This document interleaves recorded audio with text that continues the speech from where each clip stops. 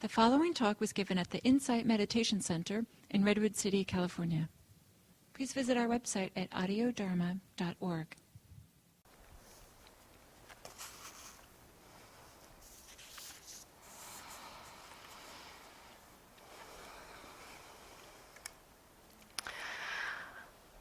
So I thought, as I was thinking about what to talk about tonight, I was reflecting on the path as a whole, how we tend to practice here in this culture, in these places. We tend to be very inwardly focused on the meditation piece of our practice.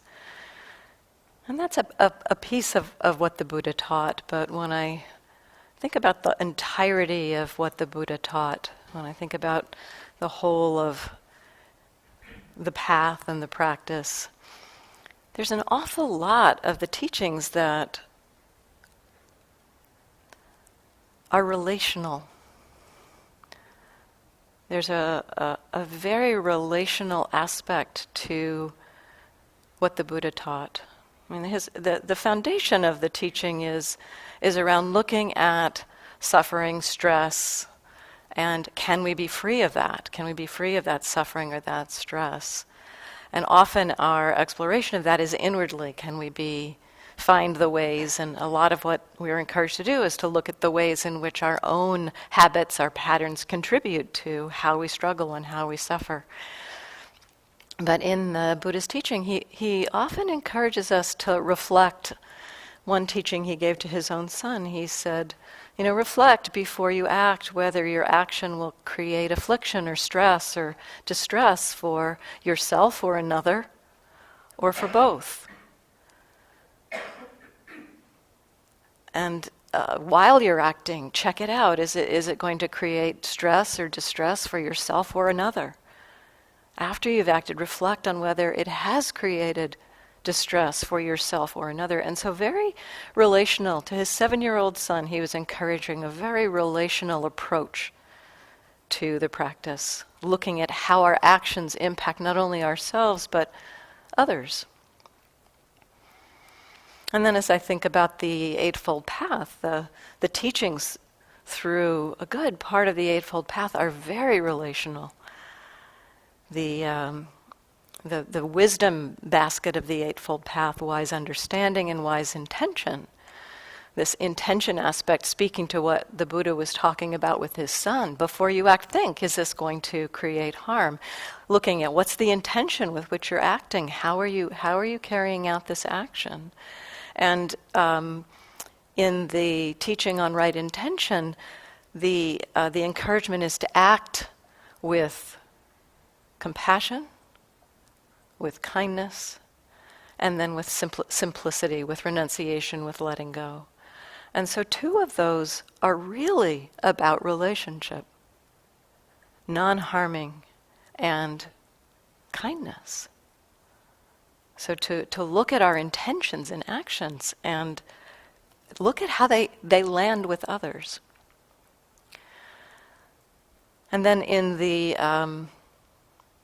next 3 aspects of the Eightfold Path, they're all relational. Wise speech, wise action, wise livelihood. How do we engage in the world?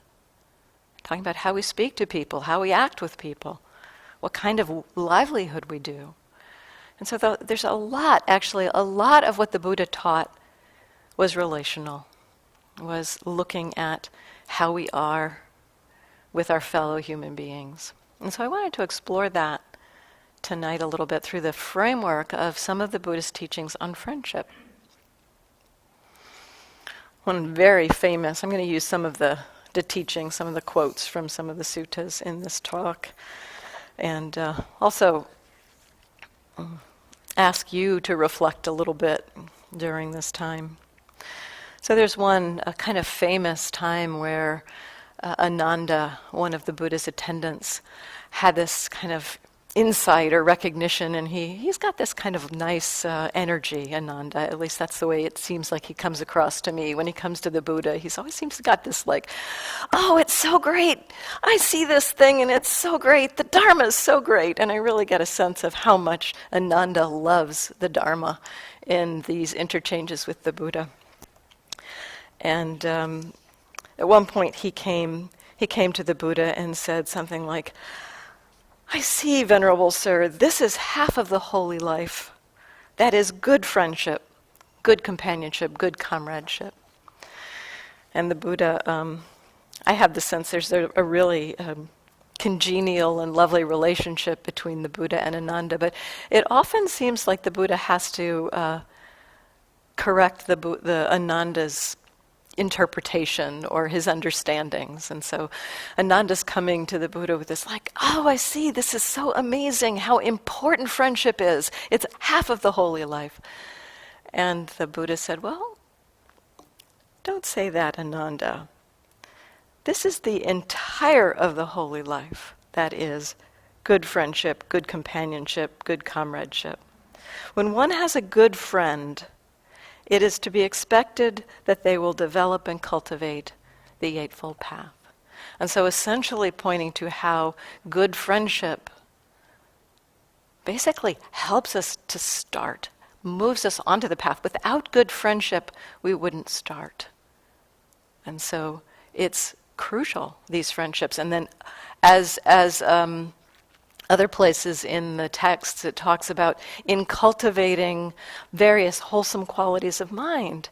It says, like for instance, concentration. What are the supports for concentration? And there's this long list of like 11 things that support concentration, like living in a simple environment and seclusion and things like that.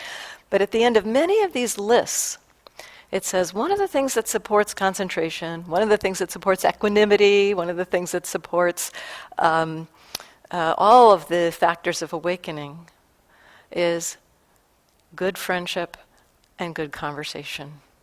And so again, through the whole interchange, through the interchange in relationship, the path develops and we begin to understand how to walk this path, how to engage in a way that we begin to understand how our minds contribute to our struggles and our stress.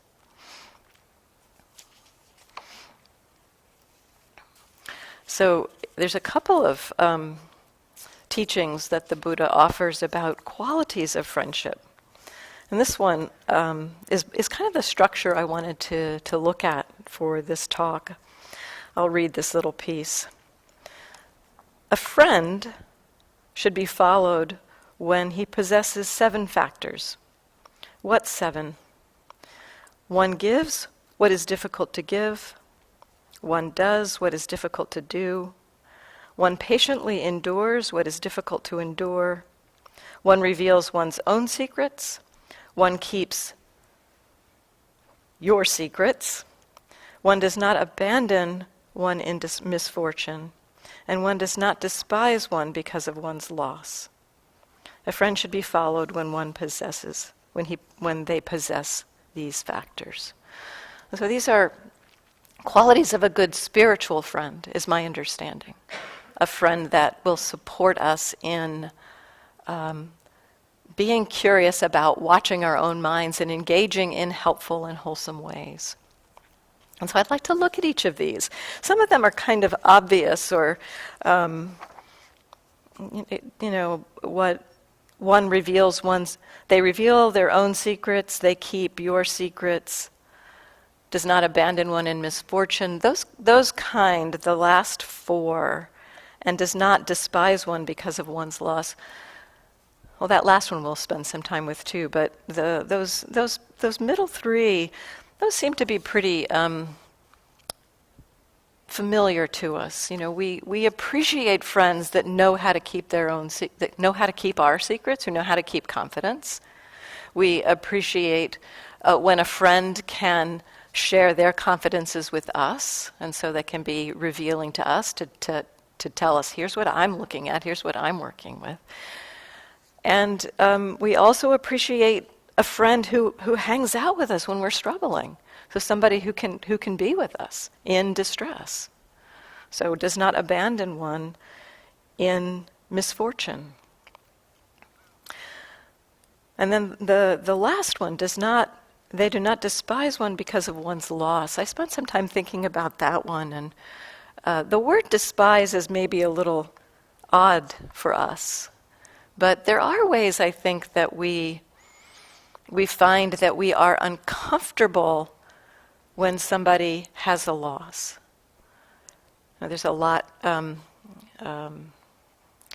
The woman who's, I think, the CFO of Facebook has been in the news a lot lately, Sheryl Sandberg. She's written a book about her loss of her husband and how she navigated that time. And one of the things she really found amazing and hard was that people basically, they wouldn't speak to her. It's like they were so uncomfortable, apparently so uncomfortable with the loss, with her loss, with the overwhelming nature of her loss, that they just had no idea how to speak with her. And so there was this kind of feeling of distance and almost loss of relationship because of that. And one of the big things she says is, when she talked to people and they said, well, I didn't want to remind you of the fact that you lost your husband by asking, by saying, I'm so sorry about your loss. And she said, you're not going to remind me about this. I'm cognizant of it every moment of every day. And so, it's just this kind of way in which we through the meeting of somebody else's discomfort, we have so much discomfort ourselves that we separate. We can separate ourselves from people. And so a good friend, I think, partly what this is speaking to is that a good friend is somebody who can be comfortable with discomfort, who can stand with us in misfortune and not pull away, who can I think part of our misunderstanding perhaps is that we think we have to do something to fix somebody when they have a loss, or that we have to have something to say or to offer. And often, I think a big piece of support is our presence, our willingness to say, wow, this must be hard, and I'm willing to sit here with you. If you'd like to say something, I'm here. Or we could just have tea together or something. So I've actually found that presence in that kind of situation is one of the best ways to be a friend when somebody is going through something difficult. Just that simple presence. And this is what we do in our meditation practice. We practice being present for our own discomfort. And how can we not push that away? And so this is a way in which we can transfer that or translate that into relationship, that we can begin to also begin to be comfortable with the discomfort in relationship. So the first three, though, well, also I like to think about these not only as qualities that we look for in a friend, because here it says, a friend should be followed when they possess these 7 factors. And so that's kind of talking about what we look for in a friend. But I also think it's pointing to us, how can we be a good friend? To cultivate these qualities in ourselves. These first 3, one gives what is difficult to give, one does what is difficult to do, and one endures what is difficult to endure. Those I had to reflect on a little bit. What does that mean? What is being pointed to here? It's not being very specific. One does what is difficult to do. What does that mean? So I'm going to ask you, what are your thoughts? How does that land? What does that evoke for you when a good friend does what is difficult to do? How does that land for you? Yeah, and let's use the mic, so.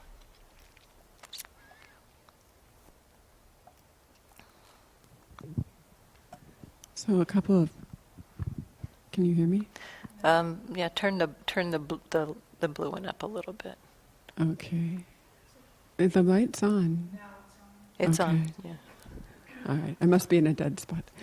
So a couple of things come to mind right off the bat. One is a certain kind of generosity of spirit, which could be someone giving things that is difficult to give, whether it's time at a tricky time or that kind of thing. But also true honesty. Yes. Deeply honest mirroring, I think, from my perspective, is congruent with what's in the suttas and also what many of us consider deep spiritual friendship to be. Yes. So deep honesty, but also care that it's not bludgeoning someone with honesty. Yeah, loving. Yes, coming with a loving intention. Yeah. So I think that's a big piece of giving what's difficult to give. You mentioned time, being present, and being truthful. Those are difficult, can be difficult. I think too, part of what it evokes for me is something along the lines of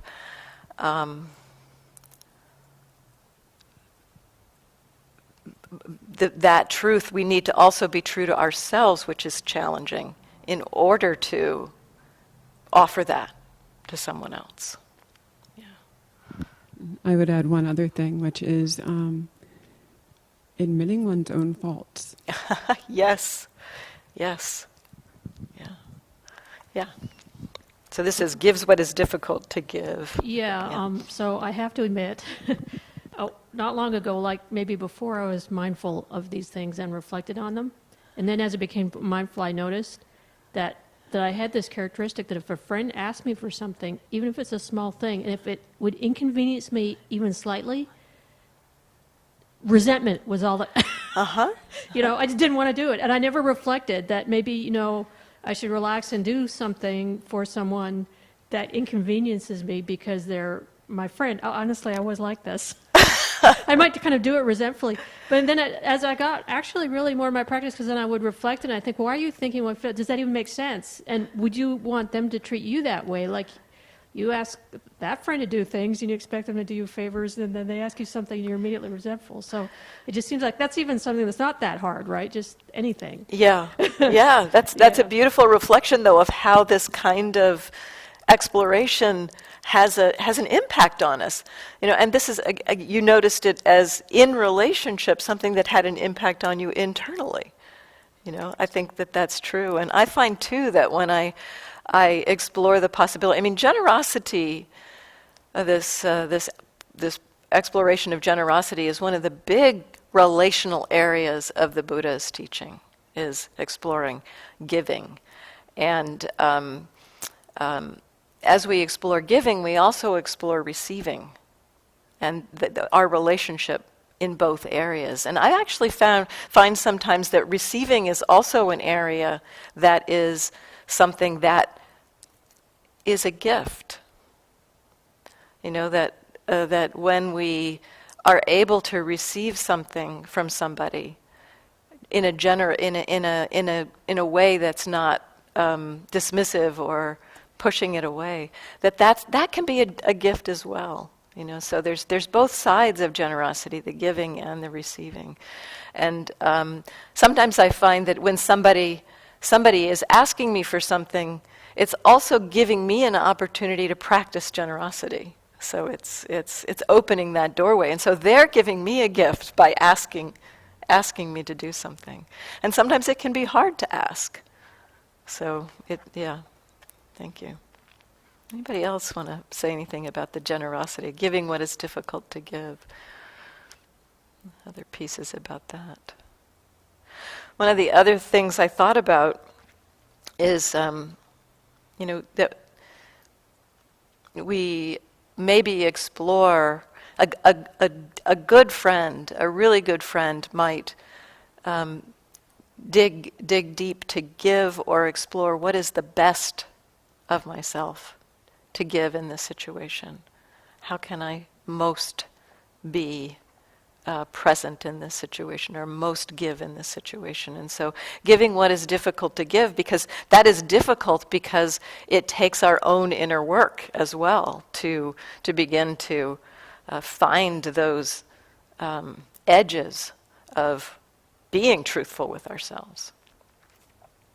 So what about does what is difficult to do? What does that say, or how does that seem to be a quality of a friend? In what ways does a friend, have you had friends do what is difficult to do, or feel like as a friend you've done what is difficult to do?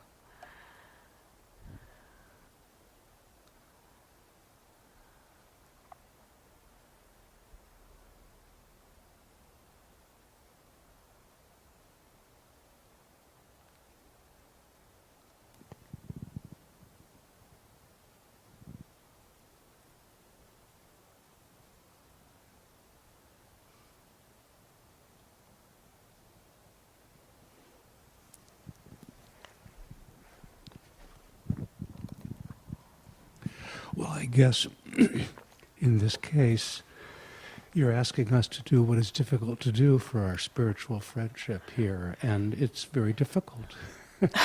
And so silence comes out, but, we make the effort to say, well, it's tough. Yes, yes, that's true. And also to be okay to be comfortable in the silence, right? Yeah. Yeah.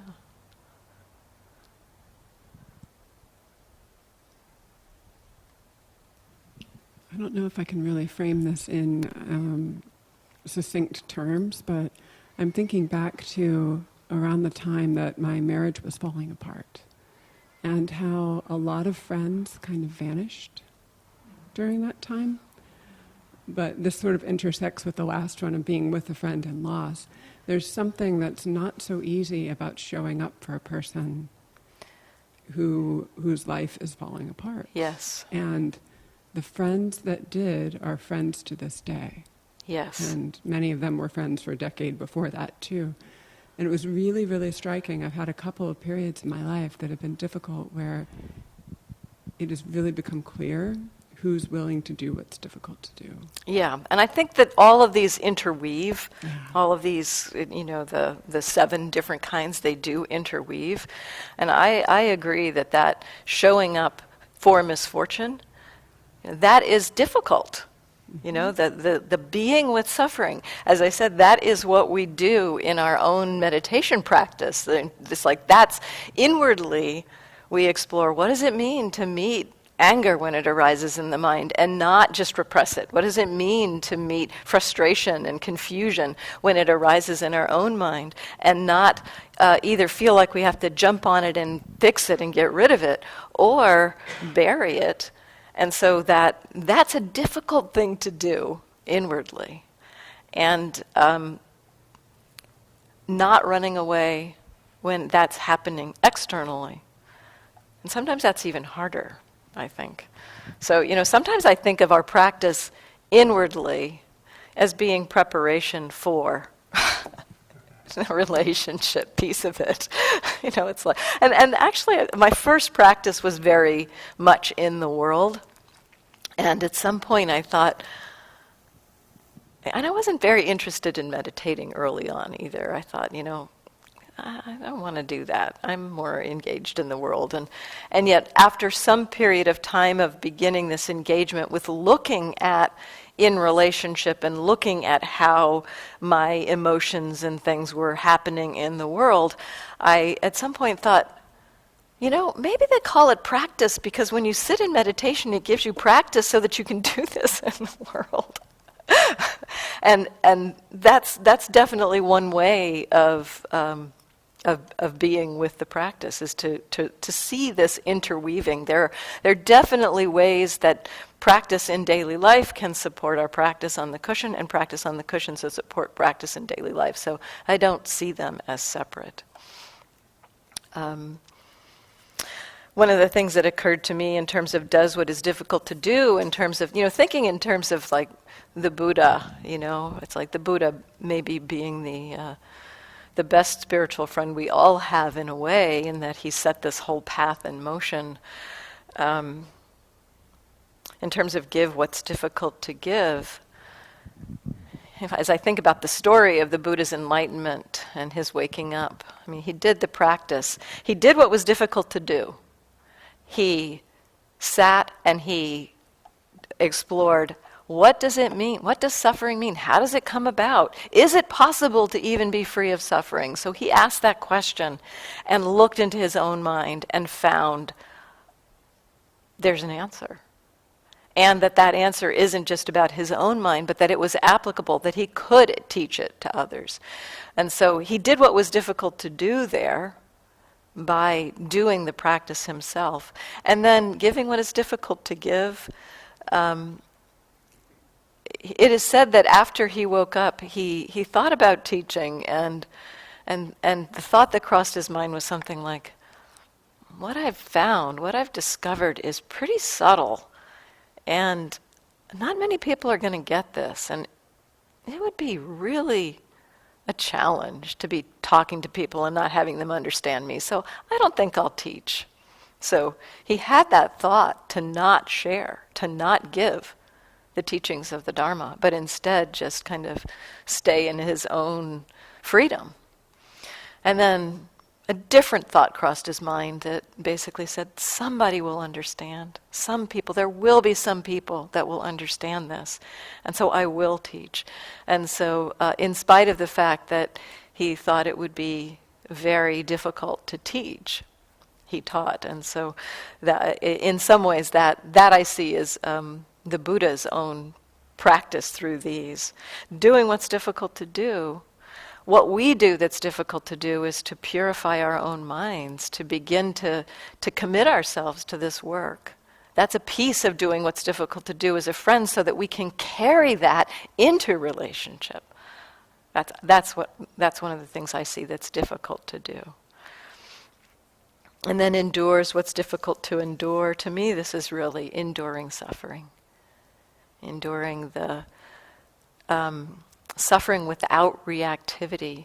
So enduring sometimes has this notion of, like, I don't know, slogging through, yeah, something like that, or just like, gritting your teeth and pushing, or, and endurance here, I think, is more about patience and openness rather than slogging through. So it's the exploration of, okay, there's anger arising in my own mind. What does it mean to meet that without feeling impatient about it and without repressing it? What does it mean to open to that? And what happens is we open to things like that. We open to anger, we open to confusion, we open to desire, we open to all of that. We find that those states themselves they're painful, they're suffering. And that the first movement that we want to do when we meet suffering in our own experience is to get rid of it, to figure out a way out of it. But that's what we've been doing for so much of our lives, is to, we want something, or we want to get rid of something, and what our minds do is create the story of how great it's going to be when I get that thing or get rid of that thing. And so we're living in a world that is not present, that's not actual and related to what's actually going on. And it's our mind's strategy for avoiding the discomfort of the anger or the wanting, essentially. And so we have a lot of strategies out there for dealing with our habitual reactivity, our habitual emotions.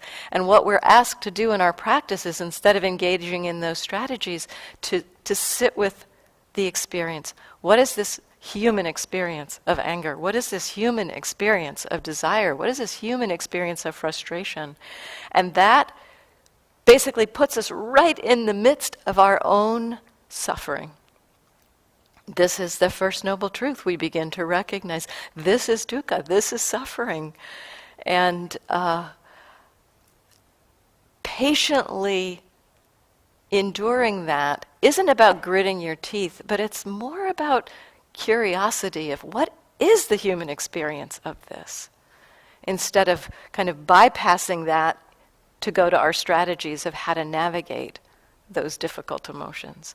And so this patiently enduring what is difficult to endure, this really is what, to me, this is what it is speaking to, is learning how to endure these, or be with. Maybe that's I like being with. It's a friendlier term. Now, be with anger. What does it mean to open to and be with anger, without repressing and without buying into it? It's kind of this delicate dance in the middle way the Buddha talked about, neither repressing nor acting on. That means opening to. And it's hard. It takes courage. It takes patience to have the commitment to open to our own struggles. And likewise in friendship, it takes an equal courage to open to the struggles, the suffering of others. And our own ability to do that in our own hearts will give us the capacity to do that for someone else. I talked earlier about presence being a gift. So that this is how they interweave, just being present, giving what's difficult to give, giving our presence, being present for somebody. That's a gift that's difficult to give, because we do want to flee sometimes. And at one point I was talking to a friend, and in that conversation my friend landed in a very painful memory, and mentioned to me that was what was happening. And I just sat there with my friend. And at one point my friend said, I don't know what to say. He seemed to think I was like wanting him to say something. I said, I don't feel like you need to say anything. I'm just willing to sit with you while this is happening for you. And with that, he kind of burst into tears and just kind of went through some kind of a releasing process. And I didn't say anything. And what I was exploring was just being as present as I could be and not fleeing from what was going on. And about a week or two later, he came back to me. He said, "What were you doing? Were you doing metta?" And I said, "No, I was just trying to be as present as I could be." And I think that speaks to how much the presence and, metta, which basically the word for metta means loving kindness, but the word essentially is based in the Pali word for friendship. And so this presence opens us to this capacity for connection. And I was kind of interested and surprised that what he felt was metta. What I was exploring was just staying as present as I could and not trying to be there with him. And so there's this kind of thing, this kind of ability to be present is such a gift. It's a huge gift to our world if we can be there as a witness. Even look at what's going on in the world right now. Being a witness for this without adding to the fire, but also without fleeing. Being able to speak from wisdom, from compassion, and not from reactivity. What a huge gift to the world, to relationship. Did you have something you wanted to add? It's not necessarily always difficult to give, but the flip side of what you're talking about is something that I've been exploring in my own practice, which is the generosity of giving appreciative joy for others' good fortune. Yes. Oh, that's great. That's another. And it can be hard to give, actually. When somebody else is doing really well, to not feel like, oh, why not me? Or, that appreciative joy of mudita, of sympathetic joy. It's a beautiful emotion, but actually in the suttas it talks about it's one of the most difficult emotions to cultivate, one of the most difficult relational emotions to cultivate. You know, we can look at our relational emotions in the of the open heart, let's say, of the heart that's not constricted and motivated by greed, aversion, and delusion. The emotions of the open heart include love, include compassion, and sympathetic joy, and these are balanced by equanimity. And the emotion of sympathetic joy, of taking happiness, of being delighted in other people's joy, it's an amazingly beautiful emotion. It's really wonderful, and yet there's so much that I think partly, at least in my own exploration of this, and my exploration around it was not trying to fake it, not trying to pretend I felt it, but being more curious about, oh, I'm not feeling that. What's going on? You know, well, where's the rub here? And in exploring that over and over again, what I discovered the rub for me was I felt like if somebody else was happy, it meant there was less for me. That's the way happiness worked. That if somebody else has happiness, there's a finite amount of happiness in the world, and if somebody has some, it means I've got less possibility to have it. And I think that probably comes to some extent from our connection of happiness being related to having material things. You know, having things and accumulating things. And if that's how we define happiness, by having things, by having money, by having stuff, there's a limited amount of stuff in the world. There's, you know, you are in, you know, somebody will get a job, somebody else won't get a job. So, you know, there is this kind of, if we're defining happiness based on I got that job or I got that thing, then happiness is kind of almost a zero-sum game. It's there's only so much to go around. But what we begin to discover, and this is the learning that we explore, what we begin to discover is the kind of happiness that the Buddha is pointing to through renunciation of, you know, we explore renunciation of the happiness of having things. And that begins us to open us to some different kinds of happiness that aren't, that there isn't a bound around. And that we start to see that when we can be delighted in the happiness of others, it's like it multiplies happiness. The Dalai Lama has a famous quote where he says, it's good to, this must have been years ago because of the way, I'll give you the language that he used, which was, it's good to take happiness in the happiness of others because then you increase your chances of happiness 6 billion to 1. So now it would be 7.5 billion, I think, because there's that many people on the planet. But if you've got the possibility of taking delight in the delight of others, there's so much possibility for happiness. And I remember one of the first times I noticed this. I was on a retreat and I looked out a window and I saw a friend of mine doing walking meditation, and she looked so peaceful and so present, and I was just so happy for her in that moment. Just the delight. And I was like, wow. It's like, that didn't cost anything. Did you want to say something? Oh, you're just holding the mic. Yeah.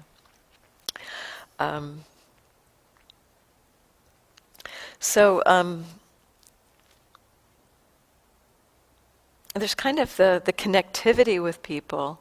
I think these touch into does what's difficult to do, endures what's difficult to endure, gives what's difficult to give. They touch into some basic qualities that support connectivity. And I've mentioned some of those, the kindness, compassion, the joy. Generosity is another one of those qualities that supports. Generosity and gratitude both.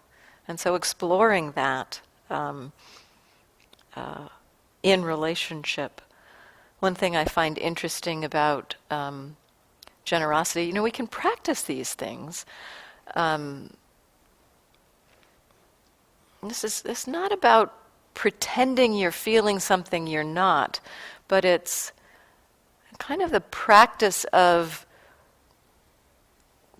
as you were talking about before, why not offer something even though I might feel resistant? That's a practice. It becomes a practice, and the best way, at least in my own exploration of this, to explore that as a practice, to explore giving something as a practice if we don't feel generous, is to not deny or repress the feeling of resentment or being burdened or whatever we're feeling about this, but to fully own that, to fully recognize that, but to step into the act of generosity with the intention or the wish or the hope that it will support the cultivation of this beautiful quality of mind of generosity.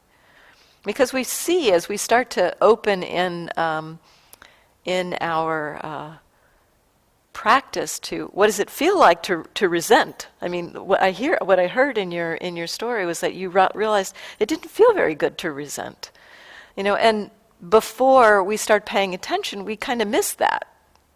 So we see it doesn't feel very good to resent, and our heart wants to move in the direction of non-resentment.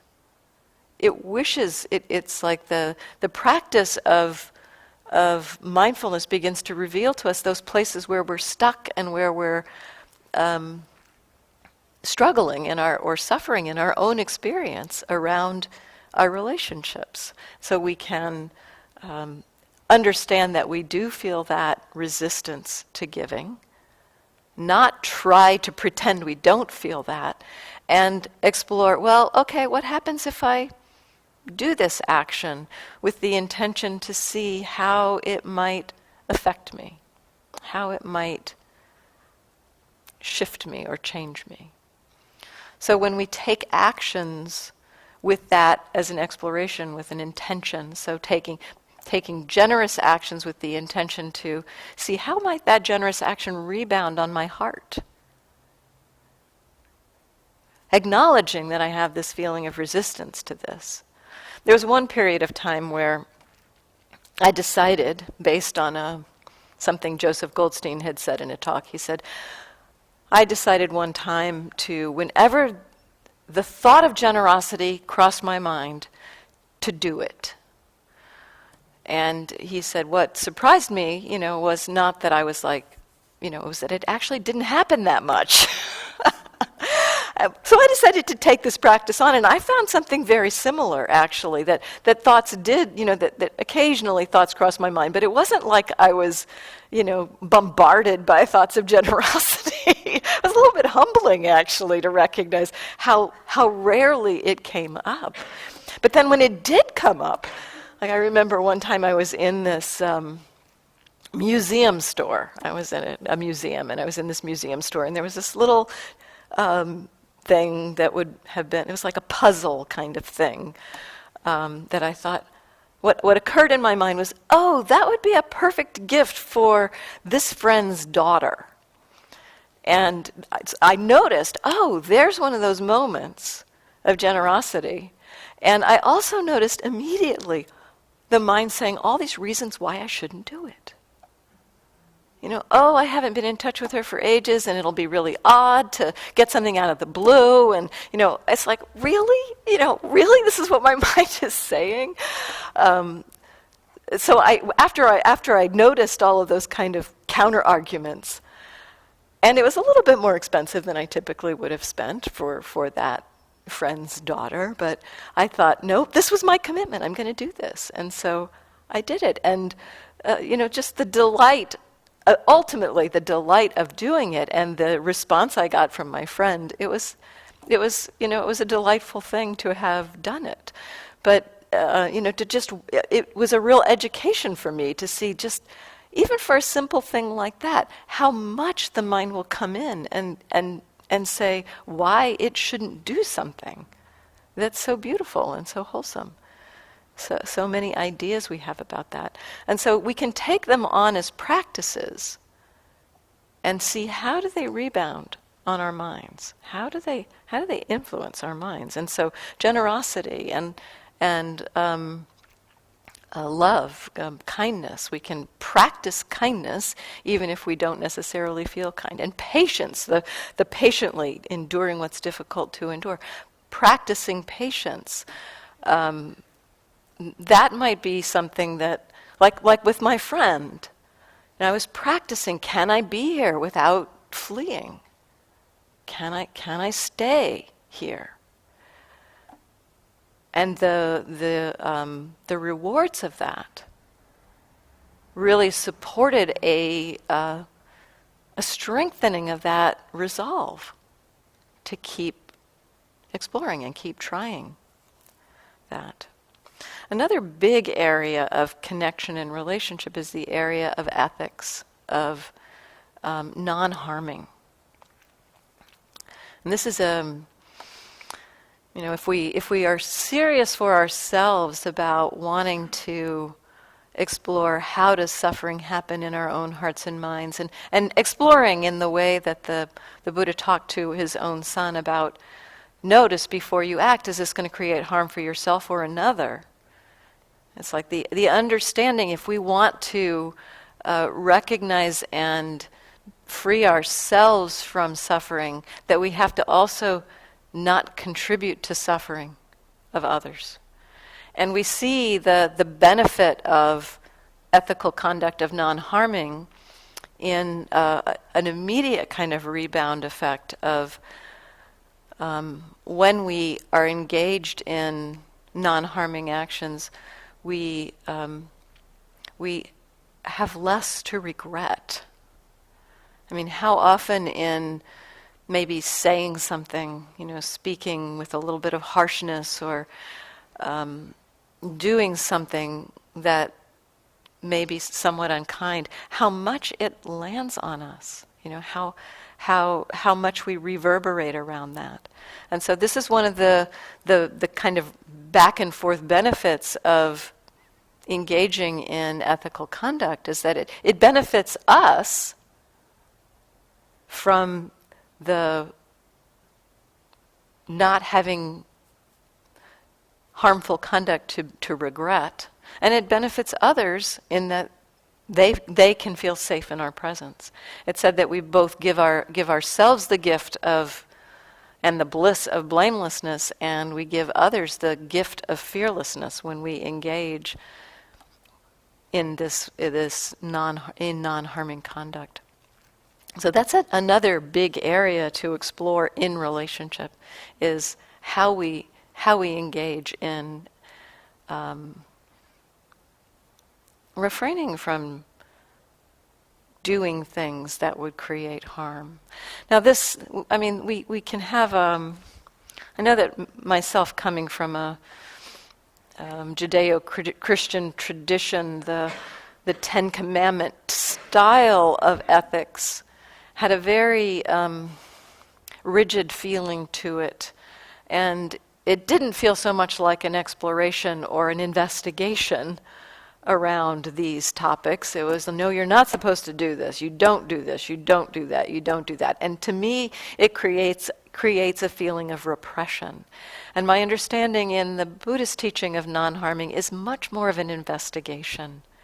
It's the question is, it's kind of like, it's like these actions the Buddha encourages us, refraining from taking life, refraining from taking what's not given, refraining from creating harm through sexuality, refraining from false speech, and refraining from intoxicating the mind. That if we are going to be engaged in these actions, it's kind of like a wake-up bell, Very likely, if we're going to engage in one of those actions, there's something going on in our minds that is probably conducive to suffering being created, either in our own hearts or in the world. The act of taking something that doesn't belong to us harms someone else. So the exploration is not, at least in my understanding of it, it's the exploration of seeing that movement towards wanting to kill or wanting to steal, like, picking up a shoe and killing a spider on the wall as opposed to capturing it and putting it outside or something. To see that movement and to recognize what's happening here. What's going on inwardly that the mind, that I want to do that. And to not repress that, to not do it. But again, it's this middle way, neither repress nor express. What might it mean to not repress that hatred of that spider, but also not follow through on killing it? I had this interesting experience at my family. I had gotten to this place where I really just didn't like to kill insects or anything, and my parents live in the South, and there's a lot of bugs in the South, and a wasp had come in to the house, and my dad got out the fly swatter, and I said, oh, I felt a little like clench of just feeling this, both the intention to kill and the pain of the being that was going to be killed. And I said, I'd rather catch it and put it outside. And he said, well, okay, but you'll get stung. And I said, no, it's okay. And so I took a cup and I put it over the wasp, and I put a piece of paper on the other side, and I took it outside. And I had a couple of opportunities to do this while I was there. And then one day, we had noticed in my family's in the living room that there was a gecko or a lizard or something that was wandering around. And I came back one day after being out. My mom and I had gone out somewhere, and I came back, and there was a big bowl on the counter. And my mom said, why is this bowl out? And my dad said, that's what I used to catch the lizard.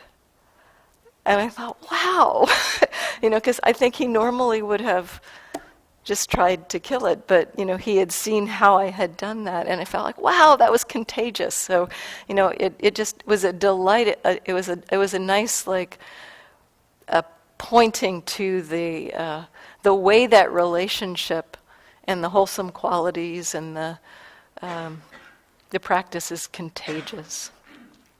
So. Let's see if there's anything else.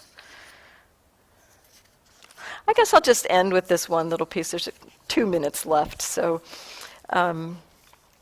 this kind of exchange of, that it's helpful for us both to practice non-harming conduct for ourselves and for others reminds me of the story of the acrobats. And I won't read this so much, but just summarize it. It's a teaching story that the Buddha offers, and there's a story of a acrobat in training and a master acrobat. And the master acrobat says to the acrobat in training, so when we go up to do our trick on the bamboo pole, you look after me, and I look after you. And in that way, we will come down safely from our trick. And the acrobat in training said, well, I see it a little differently. To me, it feels like I should look after myself, and you should look after yourself, and then we'll be safe. And the Buddha actually agreed with both, but he first emphasized that, yes, the acrobat in training is right, that we have to look after ourselves in order, if in looking after ourselves, we will be looking after others. And then he said, and also in looking after others, we will be looking after ourselves. And he pointed to, what does it mean in looking after ourselves, we look after others? He pointed to the practice of mindfulness as being how we look after ourselves. And if we engage with being aware of what we're doing, how we are, what's going on in our hearts and minds, it will have the impact of being able to recognize when we may be getting ready to do something. And so that action of being aware of our own hearts and minds does support and create a connection with others. And then the other way, he said, looking after others, we take care of ourselves. He said, that's loving kindness. Actually, he said several things. He said, how is it that by protecting others, one protects oneself? By patience, by harmlessness, so by ethics, by loving kindness, and by sympathy. In such a way, by protecting others, we protect ourselves. And so, by being, just one example, by engaging in ethical conduct, we're definitely protecting others. We're creating the conditions for them not to be harmed. And that protects us from the consequences of harming someone else, from the remorse, but also the possible, ripple effects out that might happen when we harm somebody else. So this kind of reciprocity of friendship, that we both take care of ourselves and we take care of others. And so, thank you for your attention.